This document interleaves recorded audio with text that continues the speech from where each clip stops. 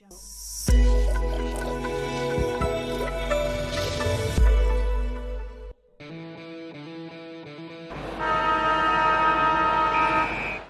what's going on, guys? Gaming here, and I'm back finally with my reaction to my 2022 AFL season predictions, ladder predictions, all that. Let's get into it. Alright, let's get into it. So I think in this video we start from the bottom of the ladder to the top, and then we've got Brownlow, Rising Star, Coleman, and the Premier. So let's see what we got wrong or right. There you go. So I predicted that Gold Coast were in 18th position. They were actually in 12th on the ladder, so they did a lot better than I thought they would, but I don't know what reason I went with to put them in 18th, but clearly they exceeded my expectation. So Hawthorn. Okay, interesting. So I clearly didn't rate Hawthorn much. They actually finished 13th on the ladder, got a few nice wins towards the back end of last year, but yeah. Well done. 16th place in my own team, North Melbourne. I feel like we would do Of a course. bit better than last year. I mean, there's always room for improvement after you finish, bottom of the ladder, wooden spooners. Now, I think that was a bit of optimism. So we did finish 18th again, North Melbourne. So yeah, expectations were definitely higher than reality, but it was actually close with West Coast towards the end, and the only difference was percentage, but still, 2 wins is not going to make your season great. So, fingers crossed for next year. So, we've got North Melbourne 16th, hoping for a few upset wins, and yeah, hopefully improving on last year. We've got a Didn't few happen. good young guns on board now, so yeah. In 15th place, I have the Adelaide Crows. I feel like they've had a bit of a tough few seasons. Now, this one was actually pretty close. I feel like they've had a bit of a tough season. 15th, okay. So Adelaide were actually 14th on the ladder last year. They were around about where I guessed, maybe a little bit better than I thought, but they've definitely got a lot of young guns coming through now, like Patrick Parnell, and recruited well for the next season. So let's see what I predict. Tex Walker obviously will be returning in a few weeks' time. I think he's might be out for a few more games yet, but I feel like the Adelaide Crows have a few. Definitely helped having him back. Absolutely. He's going to be a standout player, and yeah, I feel like Adelaide might surprise a few teams. In 14th place, about every team, sadly dropping off from last except the season, top 8. was West Coast Eagles. I feel like. All right, now this one they were close with us, finishing in 17th. Now West Coast definitely hit hard by injuries. Start of the season, had to field pretty much like a seconds team, even against North Melbourne when we beat them in round 2 or 3, I think it was. But yeah, they were hard hit by injuries all year, struggled quite badly, got beaten, thrashed by a few teams, but yeah, West Coast were one of those teams that struggled, and 14th was a bit optimistic. I definitely knew they weren't going to make top 8, but that's how it went. Season, I feel like there's not too much upside with the West Coast Eagles. I feel like players like Tim Kelly, Andrew Gaff might have to step up this season. Certainly did. You never know with the Eagles, they could, bounce back and surprise everyone, but I've got them down 14th. There's another surprise. Place, I have Collingwood Magpies. I feel like they'll be. Alright, now, I got slandered for this one from one of my mates who's a Pie supporter. The Pies. Yeah, they definitely exceeded everyone's expectations, not even just themselves, but a lot of close wins that they went throughout the season. A lot of hard-fought comebacks, including against us, being 5 goals down at 3/4 time. So Collingwood were one of those teams that just really smashed it out of the park, and the finish to see why they take great pride in Nick Dacos. He's a gun. In 12th place, here we go. St Kilda. This one was a bit. St Kilda, okay. So they actually finished 10th, so they did better than I expected, but obviously the year before they made finals, I'm pretty sure, or it was the year before that, 2021 maybe, or 2020, yeah, one of them. But yeah, good year from the Saints. Close to finals, but so the Giants actually finished. Let me just stop this. Giants actually finished in 16th, so they did worse off than I thought. I think they had a few injuries going around, and now they've lost Hopper and Taranto, so they're going to really struggle again this year. So yeah, obviously they don't really have a major ruck at the moment. They've got Braden Pruce, I think, is their main ruck. I don't think Mumford's there. He might have retired after last season, but I feel like the Giants might be the second best team in Sydney at the moment. In 10th place, I've got Fremantle Dockers. Obviously, I love watching Fremantle. Alright, now one of you did mention in this video that I might be wrong about the Dockers, and I will happily admit that I was. Now, thankfully for the Dockers, they made the finals, and they beat the Bulldogs in the first finals, so yeah, they were killing it. Sarong and Brayshaw through the midfield, really taking the game by storm, and I think Sarong's now a vice captain this year, so they're looking the goods again. Fremantle, they're hard to beat at home, and they travel away pretty well. So I think Fremantle finished 5th on the ladder, so they're just outside the top 4. But losing Chera to the Blues might be a bit of a challenge. Listen to Cats then. Preseason shows that they're looking really good. And yeah, hopefully they get a few wins, but I've got them down in 10th. Speaking of the Blues, in 9th position I have Carlton. Unfortunately, I don't see them getting bang on. They were in the top 8 for most of the year, and then came to the last game of the season against Collingwood, and they lost late on, as Collingwood did that year. But yeah, Carlton 9th, they did quite well throughout the whole year. They were pretty dominant against certain teams, and I think they will be rated highly again this year to make the top 8. On with Carlton in 9th, I feel like they're going to have a pretty good season. Got Chera, Walsh, Cripps in the middle. Even if he goes down forward, you've got Kennedy. I feel like they're going to have a pretty good season, but I feel like they just need to step it up a little bit this year. See what Harry Mackay can produce after winning the Coleman Medal last. I think he got injured towards the end, but I think Kerno stepped it up heaps. Final spot, and in 8th position, I've got Essendon. Here we go. Yeah. Alright, so Essendon did worse off than I thought. They finished in 15th place, so they struggled again. Just seemed like they didn't quite connect with each other. They had a few good wins, and obviously Sam Draper, a good revelation for the team. He was killing it in the ruck, but yeah, they had a hard year. I expected a lot from them, but obviously, yeah, 8th for me, yeah, a bit ambitious. As I said, this one was close with Carlton, but I've gone with Essendon. I feel like there's still more to prove from them. Obviously, haven't won a final in quite a while, but still haven't. I feel like It's funny. Get that finals berth again, and yeah, probably try and prove themselves. In 7th position, and Here we go. this one might be a bit contentious, but I'm dropping this one from last year's position is Port Adelaide Power. Ooh, contentious. Now, they didn't make the finals in the end. Port Adelaide were 11th on the ladder, so they were just outside of finals. I think they started off like 0-6 or something, so they had a rough start to the year, and then were trying to play catch up for the rest, but they just didn't seem to quite get the consistency that they've had in years past. But I think they'll another team that will be pushing for the 8 again this year. 6th position, and a step up from last year, but the Sydney Swans.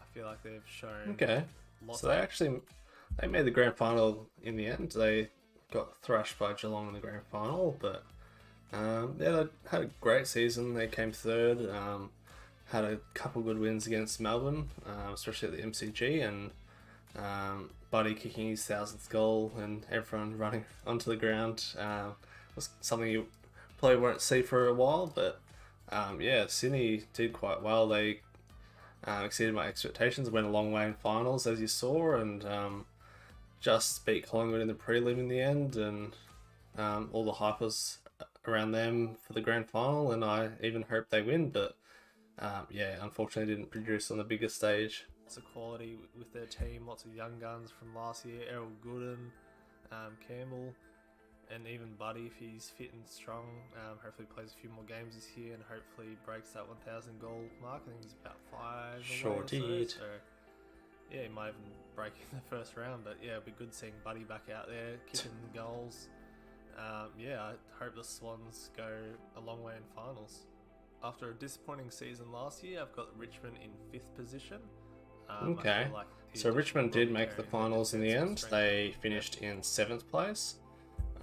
They started off with another team that started off quite slow and playing catch up towards the end, but they gained that momentum towards the end, and thankfully they were our second win for the year in a close finish. But yeah, Richmond, they pushed a few teams in the finals, and they pushed Brisbane quite close. I think that was the elimination final, yeah.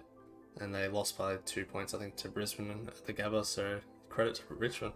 Dusty, I think, had a few games where he might have been injured or had to have some games off, but I think 2023 is going to be his year, and they're going to really try and work on his fitness again, and yeah, see how he goes. Position, I don't think they're quite a top 4 team, but 5th, I feel like suits Richmond. Entering the top 4, in the 4th position, I've got the runners-up in the Premiership last season. I've got the Western Bulldogs.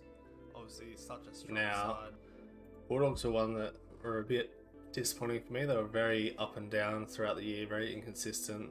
They finished 8th in the end. They just took the spot that Carlton were holding for throughout the year, but they just scraped in towards the end. I think they beat Hawthorn in Tassie, or it might have been Ballarat, and they had to wait on the Collingwood game for the result. And yeah, they put up a bit of a fight against Fremantle. They took them a long way. They were so far up in the elimination final, but just fell short, and they'll be quite disappointed with how they finished their season. But look out for the Bulldogs for next year. In 3rd position, I've gone with Geelong. It's a bit hard to tell with Geelong. Okay, now I think I underestimated Geelong, and I think a lot of people did. I predicted them to be 3rd, and they were actually 1st and eventual premiers, but I just didn't think they would be able to go all the way. But clearly they possess the talent, and age was not a factor. On how they're tracking, but yeah, I don't know. I feel like they might surprise a few people. Obviously, an aging list as always, but yeah, I've gone with Geelong in 3rd. 2nd, in the premiers from last season, I've gone with Melbourne. I feel like everyone's predicting them. So this one's correct. I tipped Melbourne to be 2nd, and they were 2nd. I think they ran out of steam towards the end of the year. They seemed to be, had a few hard-fought games towards the end of the season, and I think that showed in the finals. And unfortunately, didn't make it all the way. But look out for Melbourne again next year. They got Grundy and Gawn combo now, and they're going to make a step further, I reckon. To be around that 1 or 2 position, so I've gone with number 2 for Melbourne. Obviously, such a good season last year, and I feel like Ben Brown's just getting better, unfortunately. Obviously, I love to see Ben Brown go well, but as a North Melbourne fan, we always miss him. But yeah, I feel like Melbourne's going to have a good season again. And the minor premiers, I've gone with the Brisbane Lions.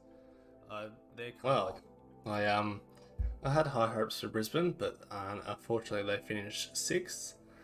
They went quite far in the finals. I think they went to the prelim and then lost to Geelong, so they had a good year, I'd say. And unfortunately, my favourite player, Mitch Robinson, retired. I don't think it was his decision, but it was a bit disappointing. But I think Brisbane recruited well again, and they'll look to push again for finals. A second team for me. I love watching Brisbane play. I love their players, and always watching Mitch Robinson's vlogs. And yeah, they seem like they have such a good team chemistry and a good team lineup. And I think one of the crucial things for them is keeping Lachie Neale in the midfield and getting him involved. And hopefully Charlie Cameron can fire through a few goals. Moving on to the Brownlow Medal. Now this one might be a bit up in the air, but I've stayed away from like the main favourites for the Brownlow Medal this year. Obviously, you've got Walsh. Probably should have gone for the favourites. You've got Bontempelli, Oliver, Petrarca. All those players could win it.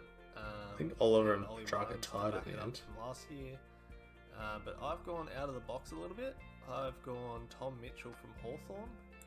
I feel like he's going to have a good year this year. Obviously, He was far off, I think. So I think Tom Mitchell got 9 votes in the end. I think John Newcombe got 11, so he surpassed him. But yeah, Mitchell didn't have the season that I expected him to. But now obviously he's fled to Collingwood and he's looking to make a fresh start there and improve on his game.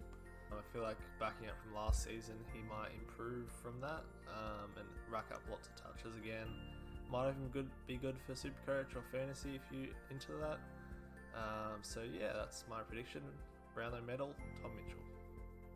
The Coleman Medal, Nope. this one's a bit iffy.